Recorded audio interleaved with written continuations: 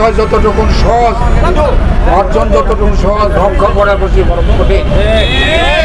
কারণ আজকে এই ষষ্ঠর্জিত বিষয়ে নস্যাৎ করার জন্য আজকে আওয়ামী লীগ তৎপর রয়েছে। কেন্দ্রীয় কর্মসূচির অংশ হিসাবে নির্দেশনা হিসাবে গাজীপুর মহানগর বিএনপি শওকত হোসেন সরকারের নেতৃত্বে আমরা প্রতিটা মহল্লায়, প্রতিটা পাড়ায় আমরা পাহারা বসিয়েছি।